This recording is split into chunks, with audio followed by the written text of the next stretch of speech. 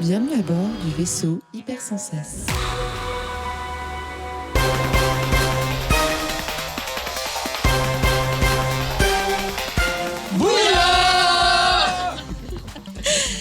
Bienvenue chères auditrices, chers auditeurs et tous les autres. Et bienvenue spectatrices et spectateurs qui est avec nous aujourd'hui pour l'enregistrement. Comme vous le savez, chaque année, Comics Outcast organise sa cérémonie de remise des prix, les Bouilladors.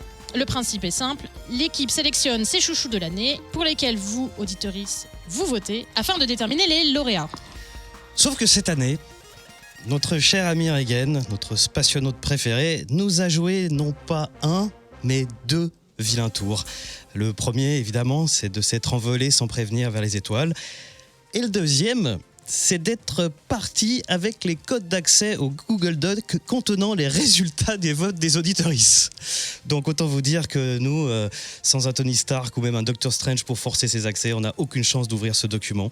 Ce qui fait que, tout occupé encore à sécher nos larmes, on s'est retrouvé bien ennuyé pour organiser cette cérémonie cette année.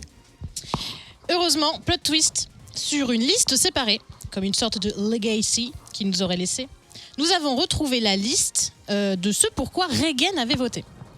Alors, pour donner l'occasion de lui rendre hommage, de revenir également sur ce qu'il aimait et défendait, parfois avec cette petite pointe de mauvaise foi qui le caractérisait mais qu'on aimait tant, cette année, les gagnants seront automatiquement ses choix à lui. Bienvenue au Regen d'Or.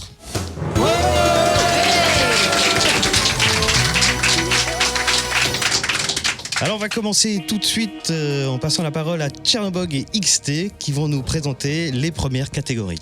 Alors, du coup, on commence par une catégorie incroyable. Non, c'est pas vrai, c'est pas la meilleure catégorie, on garde ça toujours pour la fin. Nous allons commencer donc par les hors-les-bulles de l'année.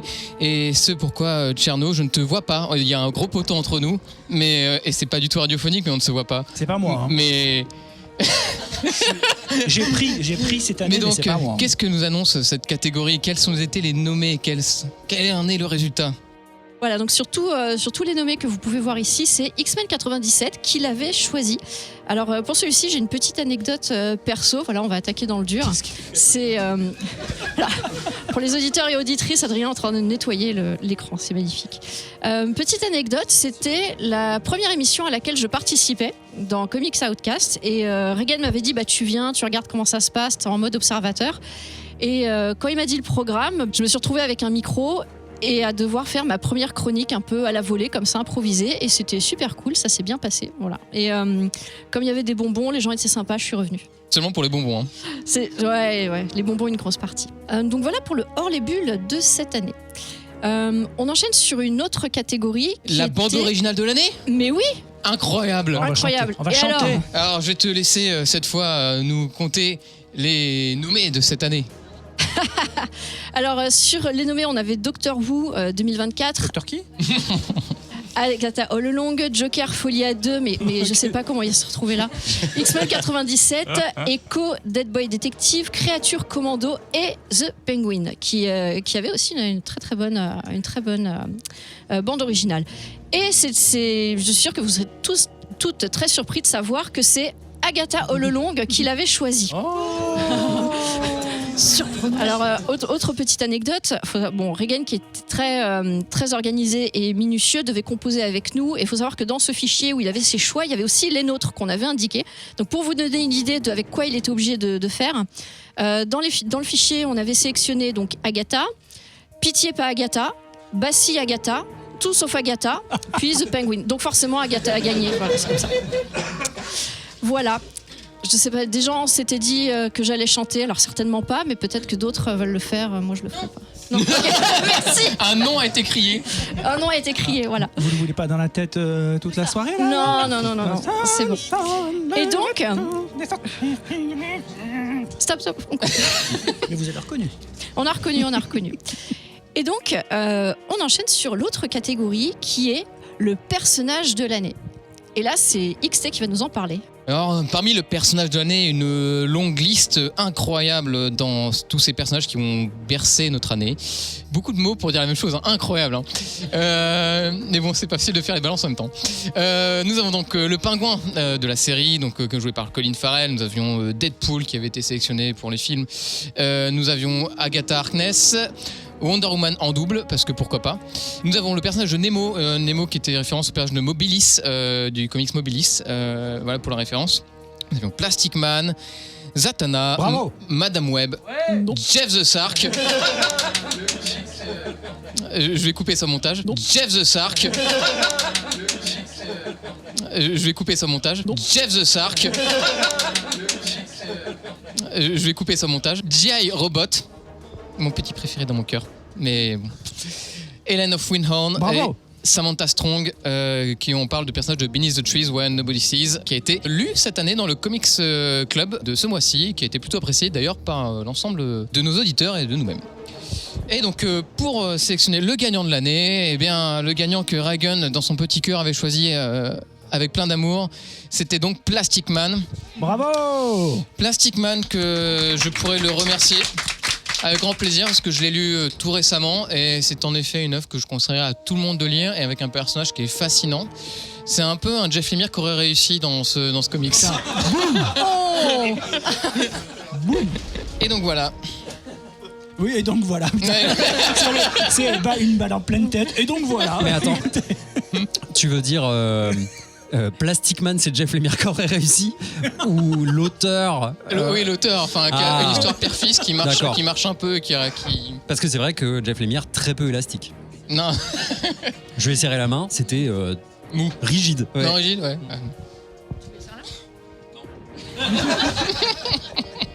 C'était bien la main, hein. Putain, non. Ah, mais je pose des questions. Et donc, du coup, nous allons enchaîner tout de suite sur le meilleur nouveau comics de l'année. Pareil, nous avons une liste évidemment pléthorique. Nous retrouvons The Moon is Following Us par un fameux auteur que vous connaissez, monsieur Daniel Warren Johnson. Nous avions Minor Arcana, TMNT 2024, c'était une purge. Alien vs Avengers, The Power Fantasy, Absolute Superman, Zatanna Bring Down the House, qui était un très bon comics. Avengers Twilight, que j'espère beaucoup d'entre vous ont pu lire, ou des Nazimeurs, c'est toujours un plaisir. Oui.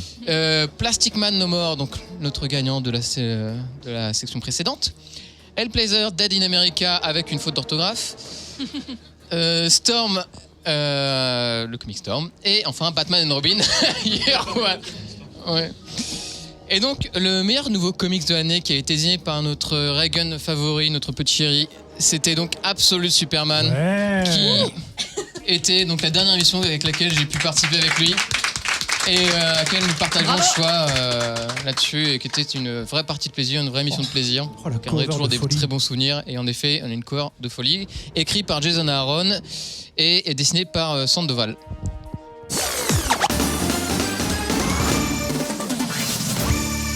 Et voilà, on est arrivé au bout de ce premier bloc de catégories. Avant de passer à la suite, puisqu'on est dans un univers qui navigue entre version originale et version anglaise, on a décidé avec Lux de vous donner un petit exemple de la difficulté que représente une traduction, en s'appuyant sur deux exemples en chanson. On va démarrer tout de suite avec le premier exemple. First example. Ok, premier exemple. À toi l'Xbox. You're beautiful. Tu es belle. You're beautiful. Tu es belle. It's true. C'est vrai. Voilà, ça Bravo. c'était le premier exemple. Et on dit que l'IA est prête à nous remplacer en traduction, franchement. Voilà. Il y a un long chemin à parcourir. Passer au deuxième exemple, un petit peu plus technique. Goodbye, my lover. Au revoir, mon amant. Goodbye, my friend. Au revoir, mon ami.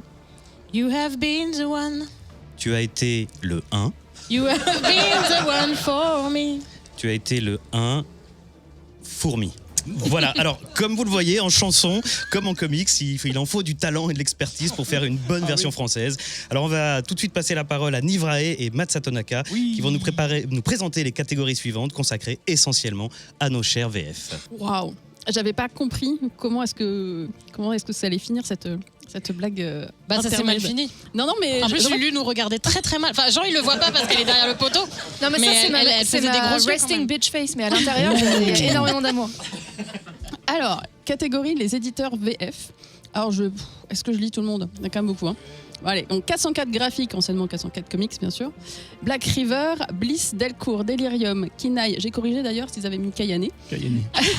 Futuropolis, Glénat, Engine Manine, iComics, Comics Initiative, Label 619, Panini Comics, Urban Comics, Vestron, Grave Zeppelin, je sais pas du tout ce que c'est ça. Achilleos, Diable Vauvert, Sarbacane et les humanoïdes associés. Il y en a vachement plus que l'année dernière, non? Ouais. Les sorties ont été beaucoup plus larges aussi en termes de comics VF. Ils sont un peu partagés la part du gâteau. Et alors, pour les gens qui ont écouté les Croissants Outcast, je pense que vous savez très bien qui a gagné.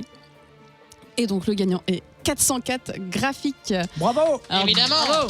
Dès le premier Croissant Outcast, Regan nous parlait déjà de 404 comics. Il nous a saoulé avec Dernier jour de HP Lovecraft. Au 3e épisode, c'était Au Dedans. Au 4e, c'était Arca. Au 6e, Automnal. Au 8e, Judas. Une passion réelle pour cet éditeur. Après, c'est mérité, éditeur de qualité. Merci d'ailleurs beaucoup Nicolas Beaujouan pour ses gentils mots et puis pour son taf de ouf dans ces éditions. C'est quand même très cool. On va passer à la catégorie suivante. Le meilleur comics sorti en VF. Les nommés sont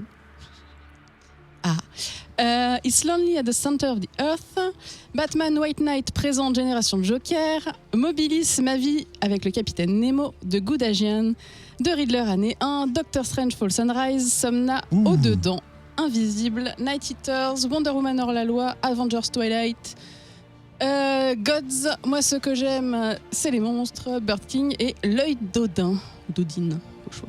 Alors, avant de vous donner le gagnant, je vais juste vous citer quelques petites phrases de son épisode. Regan disait « C'est dingo, il n'y a pas de débat. À couper le souffle, je n'ai jamais vu ça, c'est de la folie. Chaque page est un tableau, un énorme coup de cœur. Quel plaisir immense de lire ça. » Et donc le gagnant est Doctor Strange Fall Sunrise. Épisode 201 pour ceux qui voudraient réécouter. Et je lance virtuellement mon micro vers Jean qui voudrait nous raconter quelque chose. Oui, c'est juste un petit souvenir en passant. J'étais dans l'émission avec lui quand on a chroniqué Doctor Strange. On avait adoré tous les deux, vraiment, ça nous avait explosé le cerveau. Et comme on en a eu un exemple là, ça fait partie de ces émissions où on est tous les deux montés très haut dans de l'analyse, dans des métaphores, dans du lyrique complètement starbé, et nous a valu, ça fait partie des émissions et des moments qui nous ont valu le surnom de Télérama Outcast de la part de certains de nos auditeurs. Voilà, et j'en garde vraiment un très chouette souvenir. Voilà. Merci Jean. Matt? Nous continuons d'un bon pas vers la catégorie suivante. Meilleure réédition VF de l'année, puisque c'est dans les vieux pots qu'on fait les meilleures confitures. Je parle pas de moi. Et les nominés sont Lock and Key, La Ligue des Gentlemen Extraordinaires, Daredevil Yellow, cette couverture magnifique, Automnal, X-Men Hellfire Gala Immortal, Black Science, Daredevil Echo, Quête de Vision, Middle West, Wolverine Weapon X, Hitman, Hellboy édition spéciale 30e anniversaire et Ragnarok de Simonson, tome 03. Voyons voir, est-ce qu'on pourrait deviner un petit peu là-dedans? Oui, je pense qu'on pourrait deviner. Et le gagnant est Black Science, meilleure réédition de l'année. Bravo. Félicitations. Un petit mot avant de passer à la catégorie suivante. Tout le monde sait que Regan avait un véritable humour et qu'il aimait beaucoup faire souvent les blagues qui étaient drôles. Un petit cœur pour Ben, qui n'est pas là avec nous aujourd'hui, qui nous avait quand même dit que Black Science, c'était pour les 8-12 ans. Donc voilà, c'était quelque chose qui nous ressortait souvent. Regan, oui, avait beaucoup d'humour. Il rigolait beaucoup aux blagues et particulièrement aux miennes, même quand elles sont de niveau proche de zéro. Et il y avait cette complicité qui s'établissait autour de la table, qui était un véritable plaisir et qui faisait partie des raisons pour lesquelles on l'adorait. Suivant. Éditeur VO de l'année.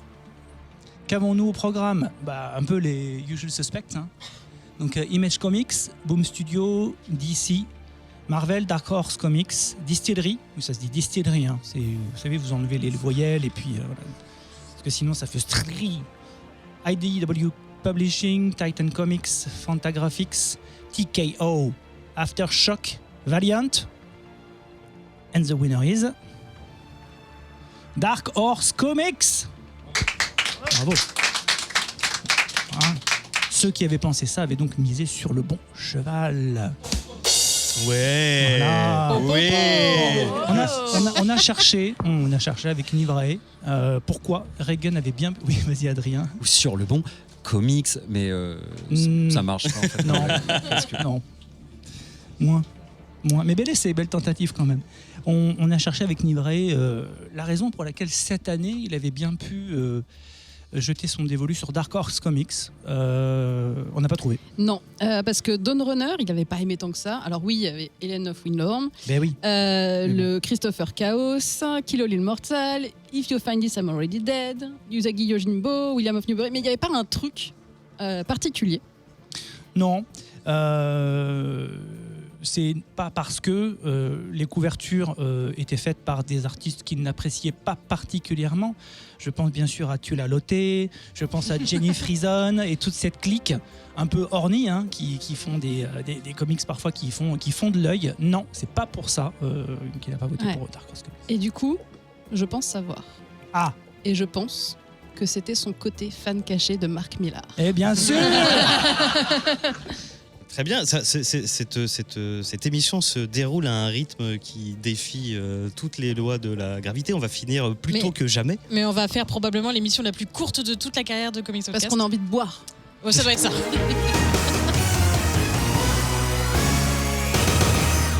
Donc on va pouvoir passer aux catégories suivantes et on n'avait pas fait de transition très ouf. J'avais juste marqué ils sont jeunes, ils sont beaux, ils sentent bon le sable chaud. C'est Lulu et Matt t'as perdu Matic. Merci beaucoup. Une description tout à fait adéquate. Tu peux applaudir les plus beaux. Hein. Merci. Non, pour Dark Horse Comics, je pense que c'est aussi pour la réédition de Berserk, vu qu'il adorait les mangas. Je pense que c'est vraiment sa cam. Ouais, on a appris des choses. Hein. On a appris des choses sur sa carrière manga. Hein. Oui, c'est vrai. On a vu des belles photos. On a eu des Beaucoup photos, de révélations ces dernières semaines. Et dire qu'il nous traitait de weeb. Madame Weeb. Oh non. Merci Adrien. Bah voilà, tu t'es rattrapé pour le coup du Dark Horse. J'ai coupé le micro d'Adrien, vous inquiétez pas.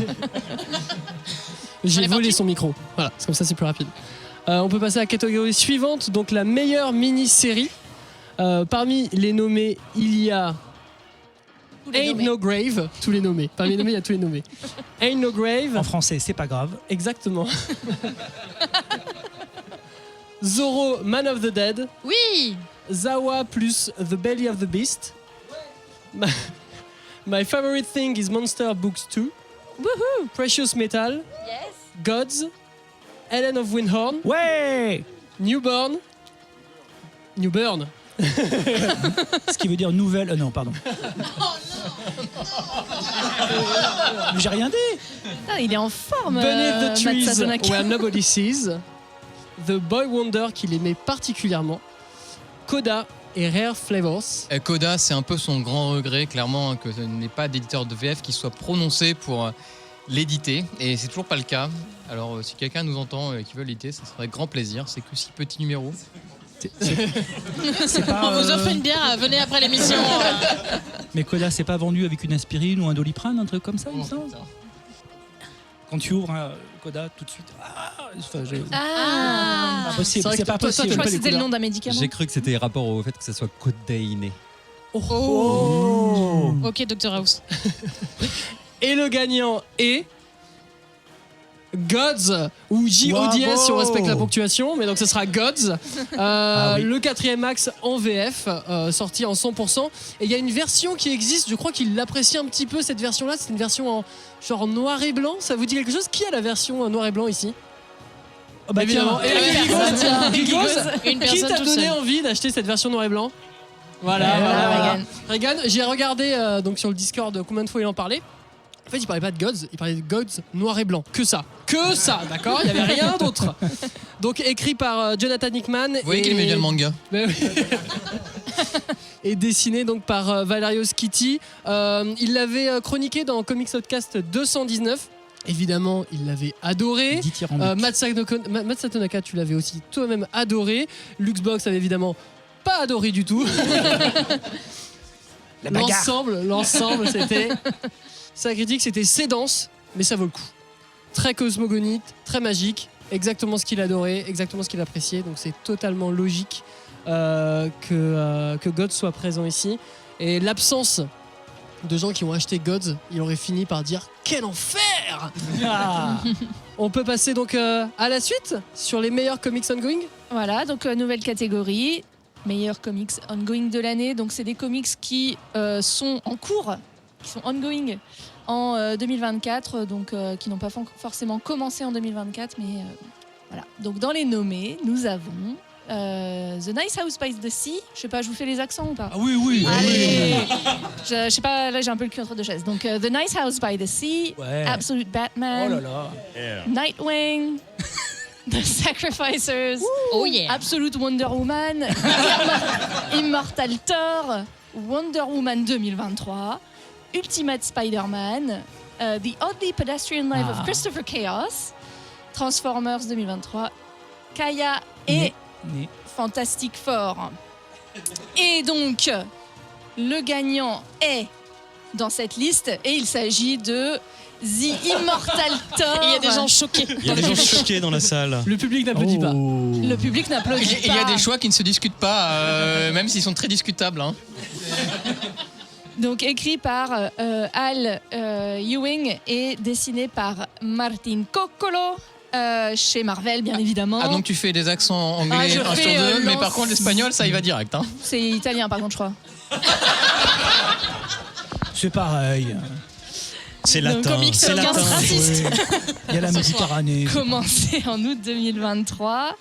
Il s'agit d'un relaunch de Thor et il y a 20 issues à ce jour, donc il n'est pas fini, ça continue, il me semble. Corrigez-moi si je me trompe. Non, c'est encore en cours.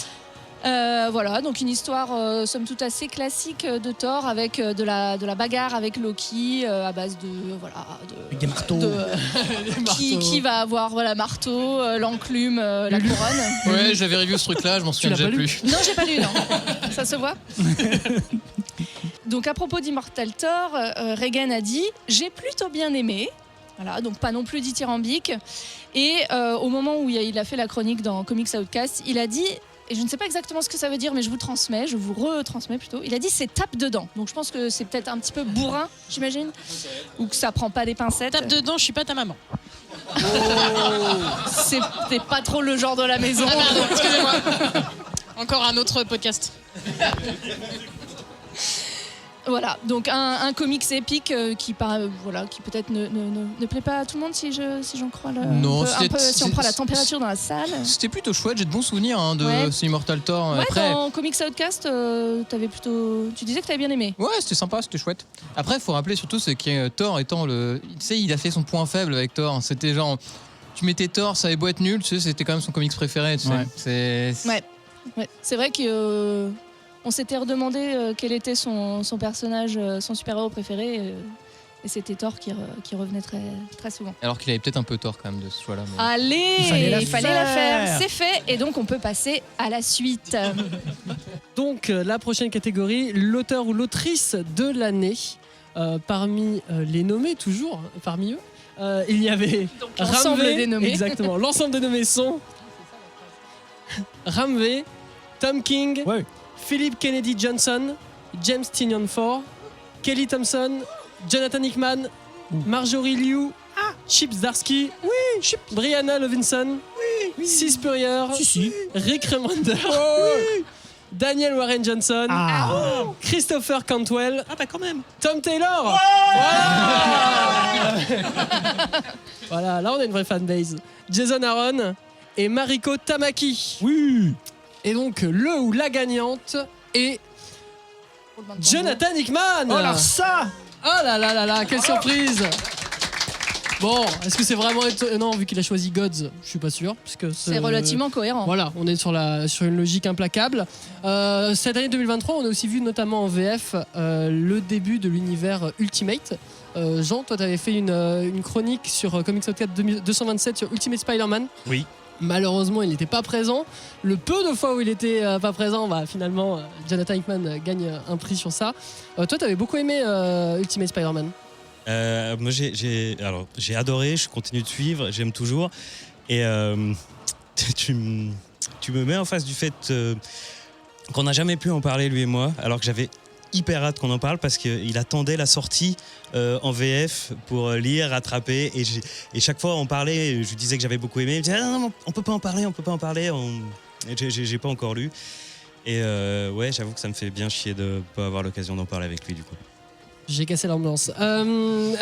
Sinon, il y avait aussi cette année Alien versus Avengers, qui regardait aussi d'un œil très particulier, parce que c'est dessiné par Esad Ribic et qu'il apprécie beaucoup Ribic. Et là, on a fait Ribic, ça se dit Ribic? Et il est passé par Thor en plus. Hein. Absolument. Et C'était l'auteur de l'année. comment? C'était l'auteur de l'année. Oui, regarde. Oui, j'ai vu, il y a 3 N sur l'année. Et il y a un autre petit projet cette année qui ferait lever le petit bonhomme bleu de Reagan, comme il adorait l'appeler. C'est Imperial. Quoi? Pas du tout le genre de la maison non plus. Mais quelle trahison. C'est Imperial de Jonathan Hickman. Donc Imperial, ça va être un récit cosmique sur la disparition des Nova, The End of Beginning. Et il en parlait, ça arrive cet été. Il en parlait énormément. Je pense qu'il aurait adoré voir où est-ce que ça va et ce que nous préparait un peu l'auteur. Je pense qu'on peut continuer. Oui. Nous passons donc à l'autre catégorie phare. On peut dire qu'on a quand même eu les meilleures catégories de cette soirée. Donc pour meilleur artiste de l'année.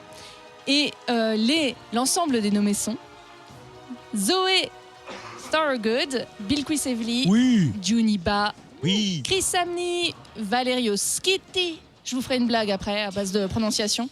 Daniel Acuna, Christian Ward, Jorge Corona, Peach Momoko, Martin Simmons, Rick Remender, Daniel Warren Johnson, Marco Keketo, Evan Kagel, Sean Murphy, Dan Mora et Tula Lotte. Ah oui. Donc on a compris que c'était pas Tula Lotte qui allait gagner. Non. Voilà. Il y a d'autres styles dont il n'était pas trop fan, genre Peach Momoko, je crois que c'était pas trop sa cam, ce genre de choses. Ouais, Christian il Ward, fallait qu'il rejette, tu sais, son âme de manga, tu sais, il l'a Oui, rejeté oui. envers et contre tout. Voilà.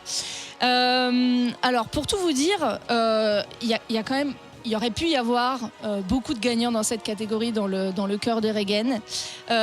Il avait donc tellement d'amour pour toutes les beautés visuelles du 9e art qu'il repoussait sans cesse les murs de son panthéon personnel et qu'il aurait bien aimé aussi repousser les murs de son appartement. Il avait beaucoup aimé Bill Quisevely sur Helen of Windhorn et puis sur Supergirl précédemment. Zoé Thorogood dont il avait eu un print dédicacé. Juniba sur Mobilis qu'il avait prévu, il me semble, d'aller rencontrer à Angoulême. Oui, c'est un grand regret. Voilà. Et ça, c'est quelque chose qu'il aurait adoré voir. Et il attendait ça avec impatience. Je me souviens, il était un peu jaloux que j'ai eu l'occasion de le voir d'ailleurs à un moment. Et je sais plus, il y avait Gigos aussi, il était jaloux de Gigos. Il avait pu le voir. Et ouais, c'était quelque chose qu'il attendait particulièrement à Angoulême. Chris Samney qui était un grand pour lui aussi, Valerio Schitti et donc pas Chitty, pas du tout Chitty le Valerio aux yeux de Bravo. Reagan. Et oui, je vous avais prévenu. Daniel Warren Johnson ou encore Dan Mora, donc voilà, tout ça sont des grands artistes voilà, à ses yeux et puis aux nôtres aussi bien évidemment. Et donc le gagnant est Daniel Acuna et donc le N tilde est souligné pour, j'imagine, bien forcer la prononciation. Mais sur la slide. c'est l'acteur d'Harry Je Potter. ne dénoncerai pas l'auteur de la personne qui a souligné ça. Qui a fait ça? Un vaillant copier-coller de ma part, oui. D'accord. Voilà, donc Daniel Acuna qui a notamment travaillé donc en 2024 sur Avengers Twilight, écrit par Chip Zdarsky, et donc que Reagan avait chroniqué dans le Comics Outcast pas 130, mais 230. On en est à combien ? Oui, 230, oui. Beaucoup plus logique. Voilà, donc il avait beaucoup aimé le travail sur la couleur, les pastels, son crayonné. Donc voilà, il regrettait de ne pas voir plus de travail de Daniel Acuna. Et personnellement, moi, après avoir entendu cet épisode de Comics Outcast, j'avais ajouté Avengers Twilight à ma reading list. Je ne l'ai pas encore lu, mais donc voilà, il va remonter sur tout en haut de la pile.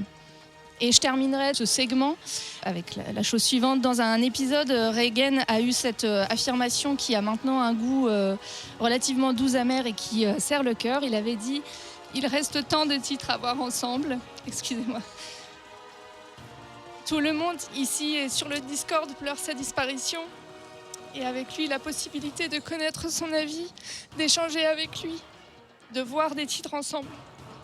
Pour autant, la flamme des comics qu'il a contribué à entretenir dans l'équipe, au sein de notre communauté et avec les professionnels du métier, les libraires, les artistes, les éditeurs, n'est pas prête de s'éteindre et on continuera à découvrir des titres ensemble en pensant fort à lui.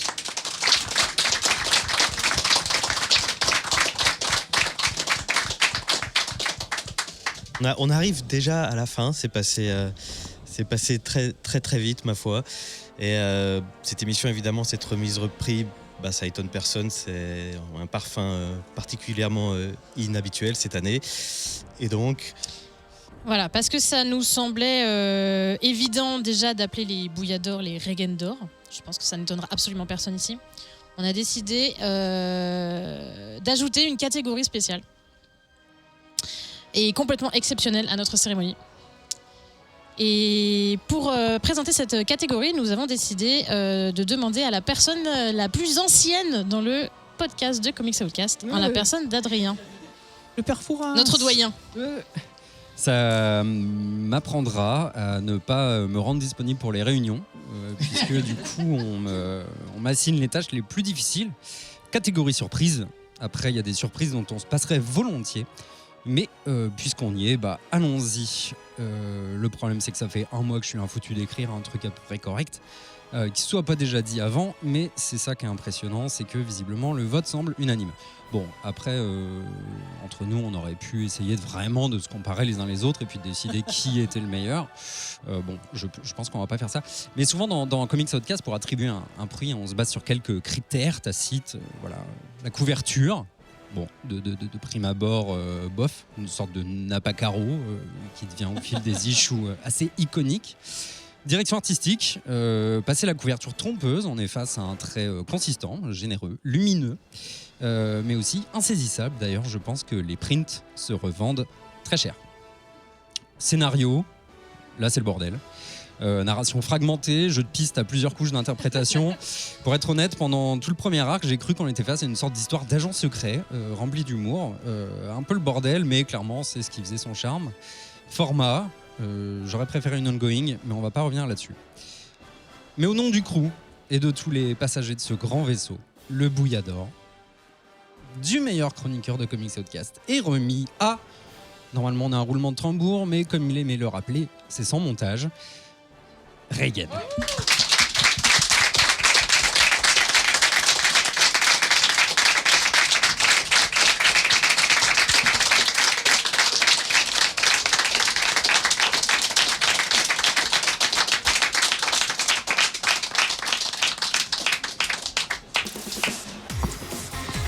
Voilà, ça va être dur de conclure là-dessus.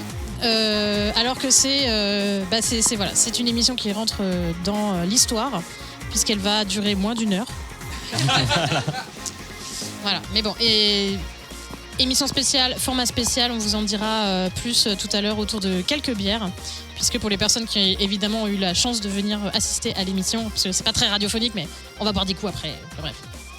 Dans tous les cas, déjà, merci à tout le monde d'être venu assister à cette cérémonie. Ça nous fait chaud au cœur. C'était important de se réunir, d'autant plus important. Ça nous fait plaisir tous les ans, mais là, cette année, c'était évidemment très spécial et tout le monde sait pourquoi. Merci évidemment à toute l'équipe des chroniqueurs et chroniqueuses de Comics Outcast qui ont bouleversé leurs emplois du temps pour être présents aujourd'hui. Gros bisous bien sûr aussi à celles et ceux qui n'ont pas pu être là, mais on les embrasse bien fort. Merci au bar, le Chope-moi République qui nous a accueillis. Et puis voilà, pour la suite, n'hésitez pas à continuer à nous suivre, à écouter nos émissions et à nous suivre sur les réseaux sociaux et surtout sur notre Discord pour avoir notre actualité. Ce Discord qui on le sait, il est mettant et dont il était le cœur. Et on va continuer sans lui à l'animer et tous ensemble parce qu'il y a une communauté formidable et voilà, une bonne partie de cette communauté est là aujourd'hui. Je vous remercie et je vous applaudis encore. Voilà, on les applaudit.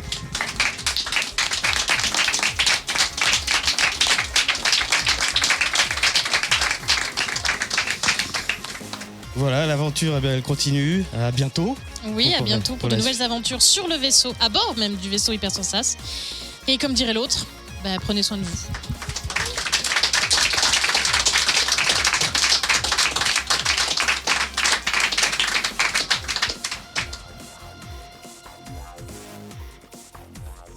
Il était passionné, il était dévoué à ce groupe, il était un lecteur chevronné, il était tanku de science comics, il était notre happiness officer, il était toujours là, il était généreux, il était accueillant, il était notre ami, il était ronchon, il était tête de mule, il était Regen, et il sera toujours dans nos esprits et dans nos cœurs. Oui, bonjour, je voulais rendre hommage à Regen. Parce que c'est quelqu'un avec sa grande expertise qui, force d'écoute du podcast, etc., pouvait m'intimider un petit peu en fait, être confronté à un tel personnage, c'était assez impressionnant. Et vraiment la première fois que je l'ai rencontré, il a tout désamorcé direct, il était hyper ouvert, hyper accueillant, hyper chaleureux, vraiment quelqu'un de hyper généreux et voilà, merci Bastien pour tout. Alors moi, je voulais revenir sur le Regen d'avant le VHS, d'avant le moment où il est devenu chroniqueur dans Comics Outcast. Je voudrais revenir de Regen sur le Booyah Comics Club sur Facebook, ce qui va rajeunir personne.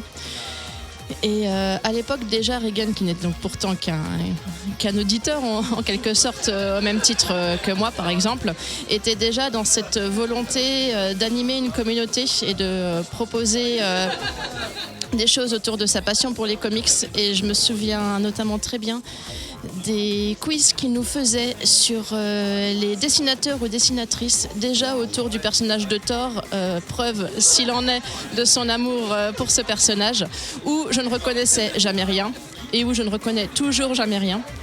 Et en recherchant un petit peu, j'ai également retrouvé les passages où il nous parlait toutes les semaines d'un dessinateur ou d'une dessinatrice à mettre en avant. Et donc déjà à cette époque, où Regen, sous son vrai nom, il faut le dire, nous partageait cette passion des comics qu'on a eu l'occasion d'échanger plus en direct par la suite. Et je voudrais finir sur un petit hommage en décalage des comics, mais parce qu'on avait d'autres références en commun, lui et moi. Et j'espère que quand il est venu le chercher, il lui a parlé en majuscule. C'est compliqué de rendre hommage à Regen. Non pas parce qu'on manque de matériel, mais bien parce qu'il y a énormément de souvenirs, d'avis, d'émotes posées comme il faut sous un de nos messages, de réactions, de conseils. Je pense que la première chose que je veux évoquer, c'est que la verve de ce personnage, de ce chroniqueur de comics derrière son micro, dont vous pouvez sentir la pétillance de ses yeux, cette verve si particulière, cet tic de langage si particulier qui faisait qu'il était un très très bon podcasteur, même s'il pensait ne pas avoir le niveau, ces tics-là vont beaucoup me manquer. Je vais continuer à lire et à faire preuve de la mauvaise foi qui le faisait rire.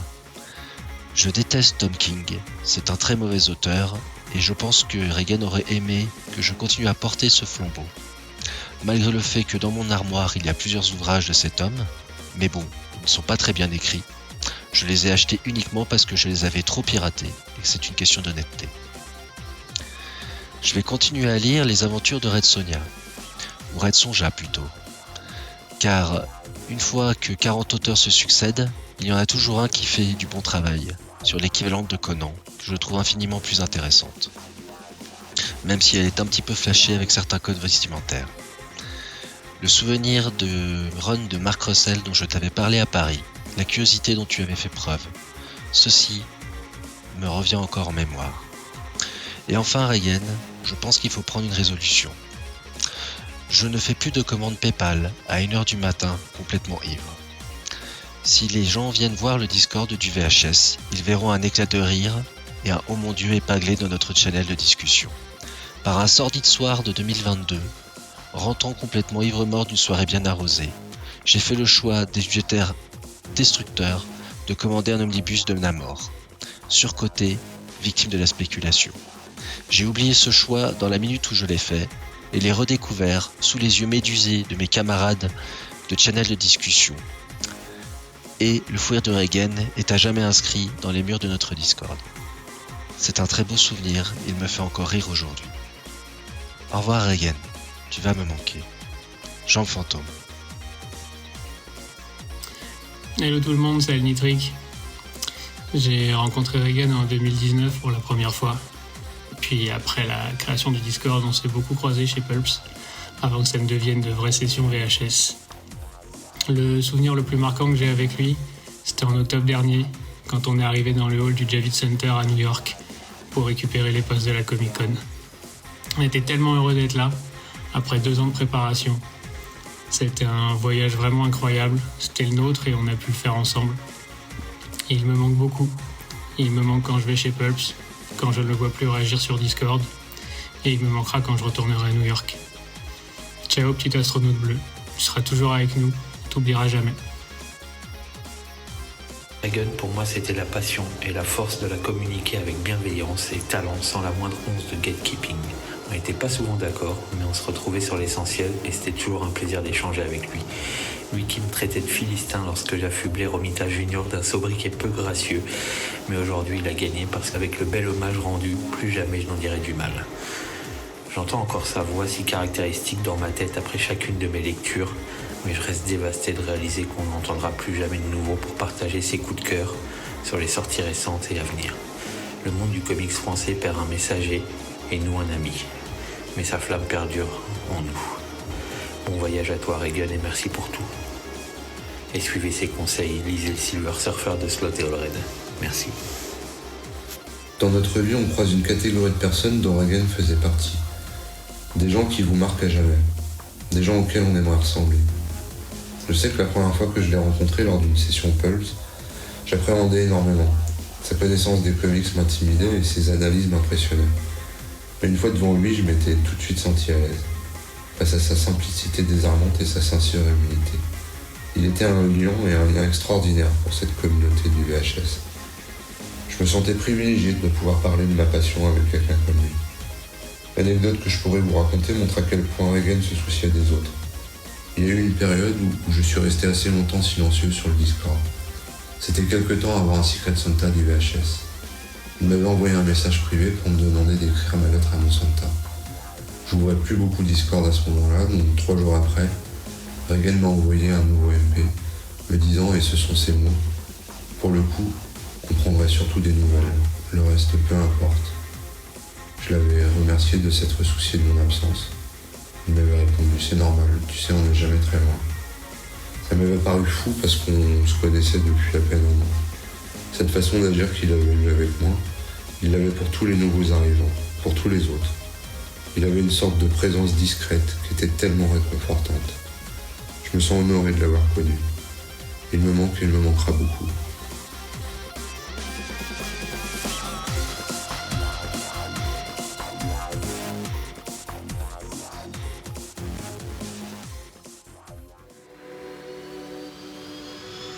Fin de transmission.